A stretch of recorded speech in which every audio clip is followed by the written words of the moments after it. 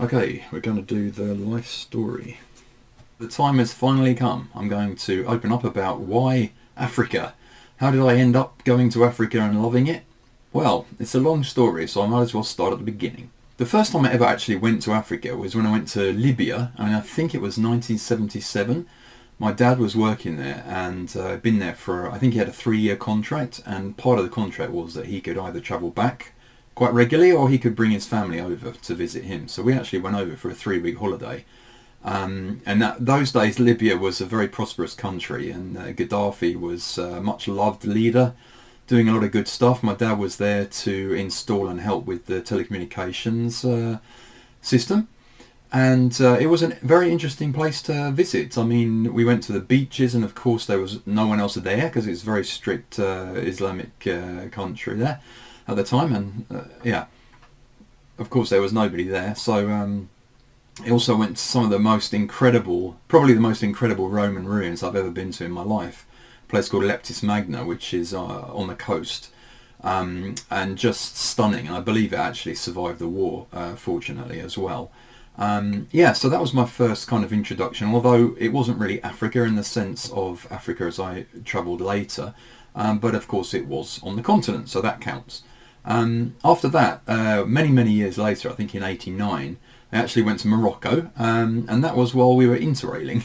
Yes, we decided to really push the envelope of how far you could go with an interrail ticket in Europe, and in fact it included Morocco, so we went all the way down to Marrakesh.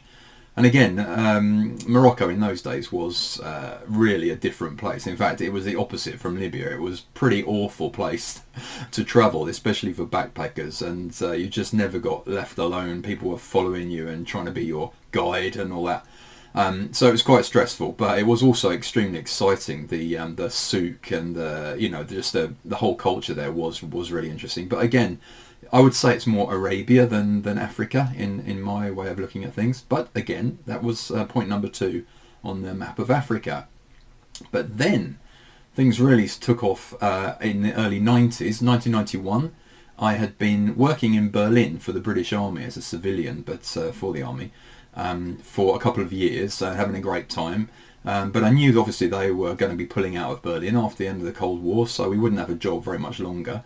I managed to save quite a bit of cash, and my plan was to go and spend the weekend. My plan was to go and spend the winter in Austria, working at a ski resort, St. Anton, after I finished working in Berlin and given up my job there.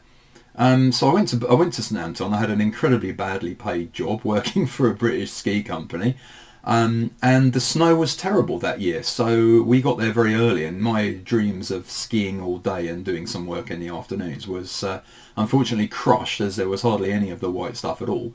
And when it did snow, it was good, but the conditions really weren't great. I didn't like the job, and just everything conspired to make me want to leave. So after Christmas, I went back home to the UK and started pondering my next move.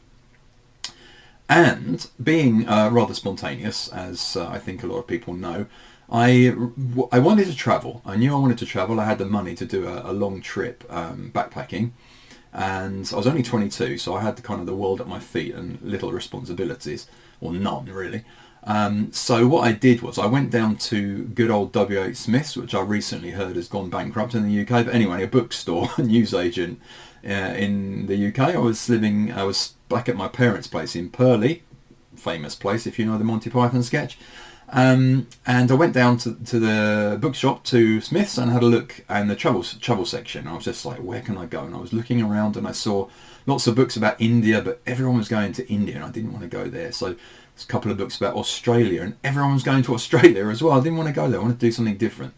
So I started at the top and I started looking all the way through, and I didn't take long before I got to this huge book about Africa, called Africa on a Shoestring by Lonely Planet. And it was quite something, because it was one book that was supposed to cover the entire continent. So there wasn't much on each country, but it was a good inspiration. And I bought it and decided that evening that, okay, Africa, that's where I want to go. And within a week, I booked a one-way ticket to Malaga in the south of Spain, with the intention of basically starting from there, getting a ferry over to Africa and beginning my adventures with very little planning and very little plan. And that, my friends, is how it all started. And the rest is a long, long story, which I will be continuing here. But that's the introduction to my travels in Africa. Thanks for watching.